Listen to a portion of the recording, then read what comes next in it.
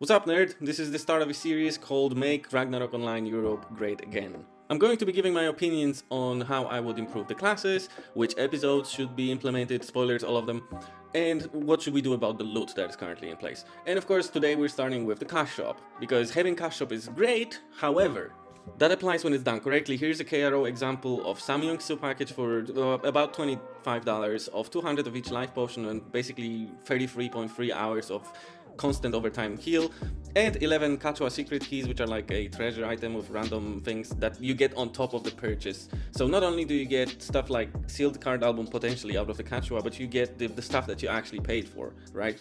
Another great example would be the 300 shining defense scrolls, which are used like all the time in the end game. And here's an example from Ragnarok Europe, which for $1 or €1 sells you a random quote-unquote treasure, which may or may not, it's not guaranteed, yield you an enriched ore or like an almighty and 2 pieces of that, maybe, because most likely you're not gonna get that because the treasures are actually filled with useless costumes. I mean, how many costumes can you get on one character? Here's another example of 10 bloody branches for €5. Like, really, 5 cents or 50 cents per boss kill in 2023? Like, who cares about killing old MVPs? Next example, $5 per useless, super useless shadow shield equipment that has Ragnarok Online since long forgotten and replaced with actually really good shadow equipment that's available right now. Next, $10 per Fallen Angel wing with, by the way, no certificate upgrade, nothing. You might break all of them. You might break all of them if you're trying to upgrade them. So essentially for $50 you're getting nothing. And at the same time, they will implement account-bound versions of Chrono Cloak of Intellect, which is a strictly better version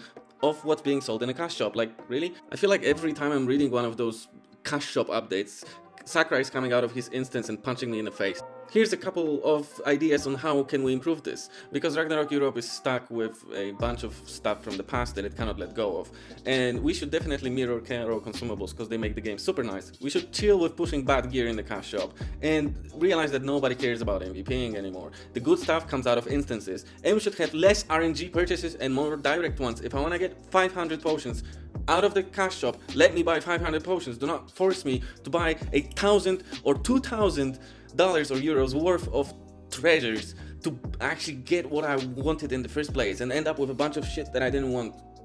Anyway, that's the end of my rant. Thank you for listening.